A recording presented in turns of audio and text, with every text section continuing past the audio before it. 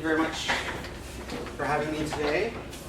I'm going to take you all through a whirlwind tour of about 350 years of the history of scientific publishing in 15 minutes or less. I read an article recently by Charles Oppenheim, who was sort of an equivocal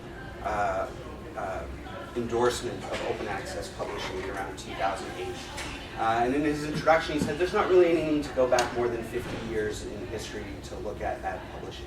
And I strongly disagreed with that because I find that a lot of us are kind of ahistorical, especially in the sciences. We often don't go deep back into history to see how things came to be the way they are today. And that has the danger of making us think that things as they are today are the natural way of being. And so to find out that things aren't the way, haven't always been this way, can be very interesting. So we can skip through that. So I'm going to start in 1665 with the founding of Philosophical Transactions of the Royal Society of London. Excuse me. So in 1662, a group of gentlemen natural historians formed the Royal Society of London. They got a charter from the king, and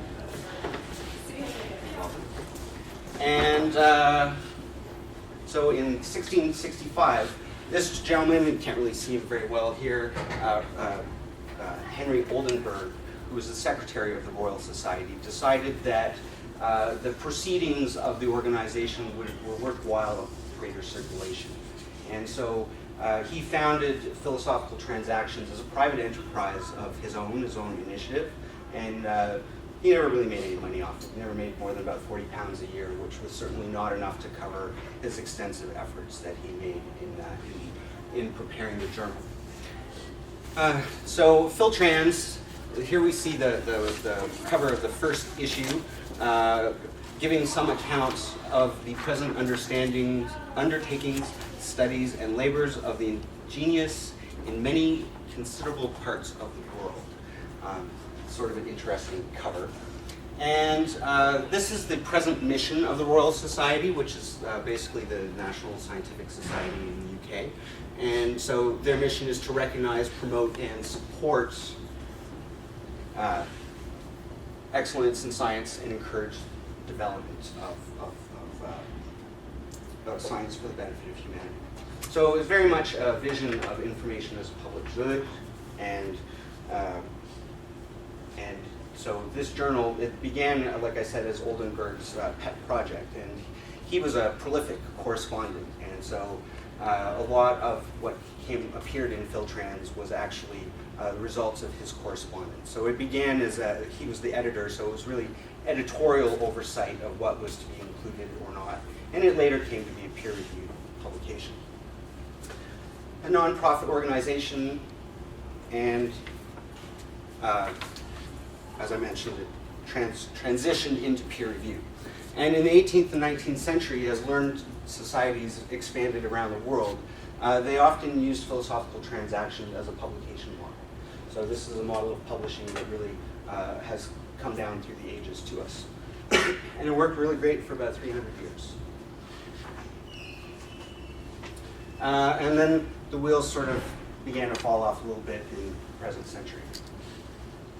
So here, a real whirlwind timeline.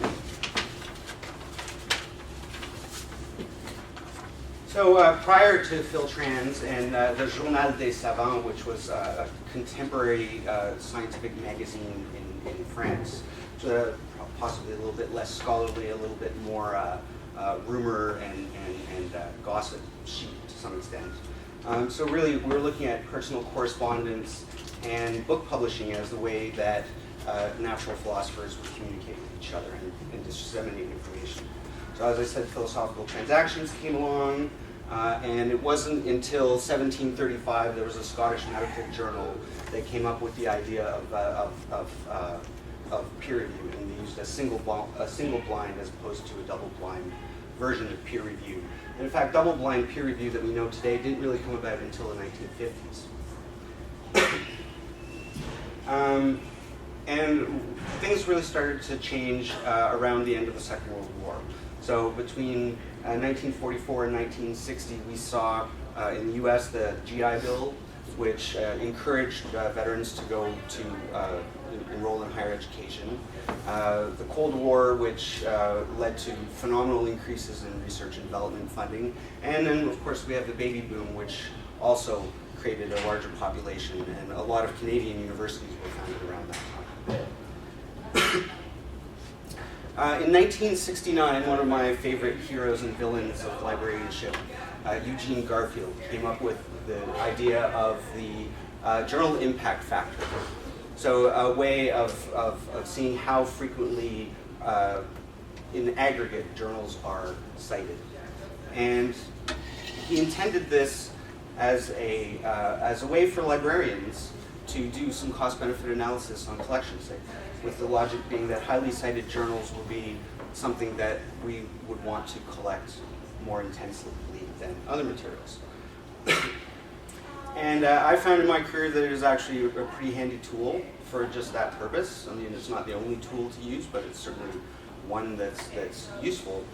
But publishers cottoned on to it very quickly as well. The commercial publishers had not been involved in commercial publishing of scientific journals up until that point, because there wasn't really much money to be made from it.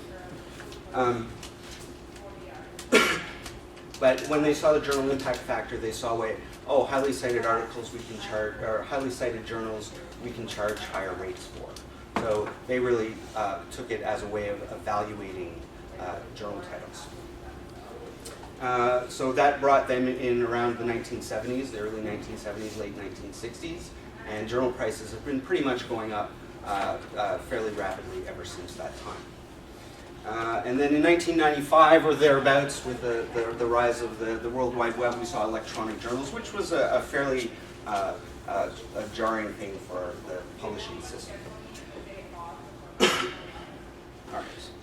So I'm going to focus in more on this period around the end of the Second World War, in sort of a narrative way of doing this. So we saw this large influx of money into higher education because of the Cold War and the baby boom and the GI Bill. And this led to a much increased demand from libraries and readers, of course, and also increased the need for publishing venues in which authors could publish. Now, of course, in the print world, journals are expensive to produce and disseminate, and this whole demand really created too much for the scholarly societies to really keep on top of things. And at the same time, commercial publishers were approaching scholarly societies and saying, hey, let us take this off your hands for you, because we have the capitalization to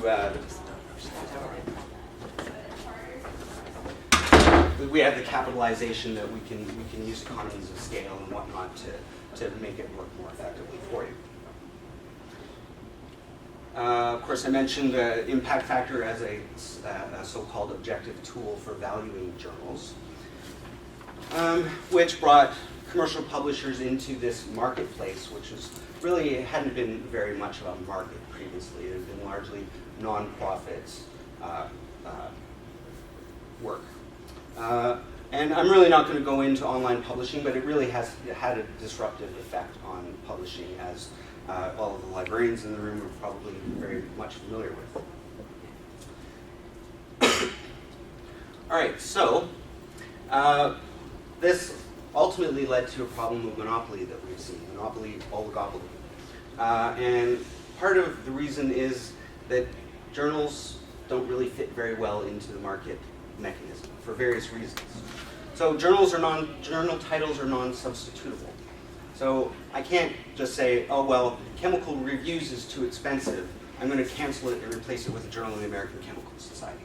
It doesn't work that way, because of course there's different articles in the two different journals. We also see captive and inflexible markets. Librarians, if we were to try to pull a stunt like that with chemical reviews, the whole weight of chemistry would come down on our heads, and life would be very difficult for us. And because of this, the publishers know this, so they can raise the prices as they want, because we still have to buy the materials. We've also seen in the last 20, 30 years serious market consolidation. There are far fewer publishers involved in the business. In theory, you might think economies of scale and reduced overhead and efficiencies of production could lead at least to more reasonable prices. It's really not been that way at all. It's the monopoly has allowed for just unbridled price increases.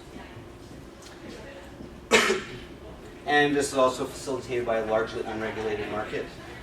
Some British regulators, they're not really thrilled with this. They don't think that the publishers are really doing a great job of this, but they haven't done anything to really do anything about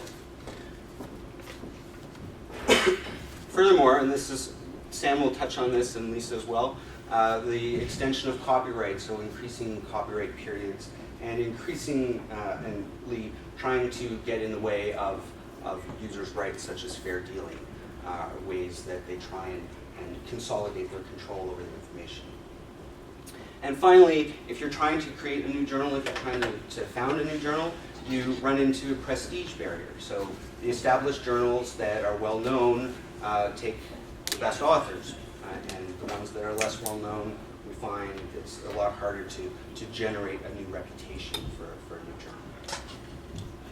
There are ways to do it, but it's quite difficult. So all in all, this has led to market failure in the system, which is quite problematic. And we can see this is illustrated with financials here. This is a graph that will be familiar to some of you. This is Association of Research Library Statistics covering the period 1986 to 2005.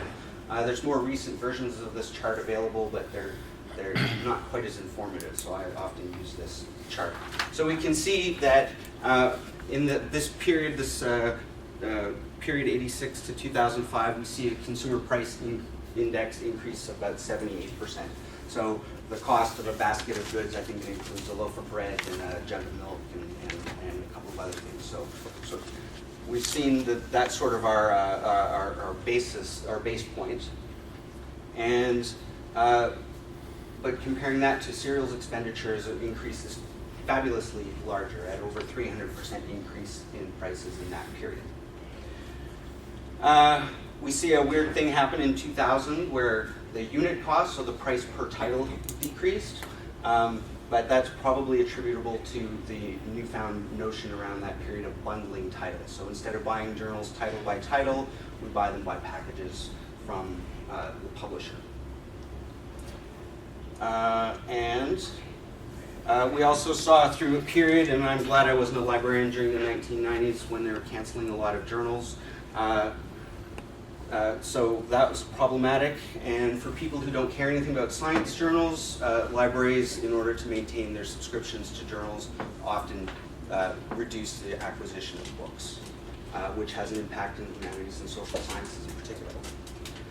And with my last 2 minutes and 3 seconds, this is a figure from Association of Research Libraries from 2011. I believe it is publicly funded institutions' expenditures on serials. So the 126 largest research libraries in Canada and the US, and actually it's not just publics but also privates, is a fabulous amount of money, $783 million collectively spent on electronic serials. And Western, of course, is a pretty big chunk of change as well, close to $8 million.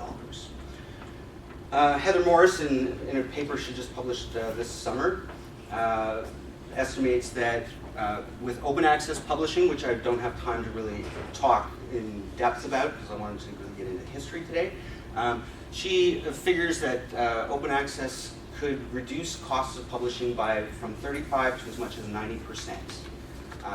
And that this sum of $780 million would be sufficient to publish every article in the world, not just of the 126 institutions who are members of ARL. And not only that, there would be plenty of money left over to subsidize the production of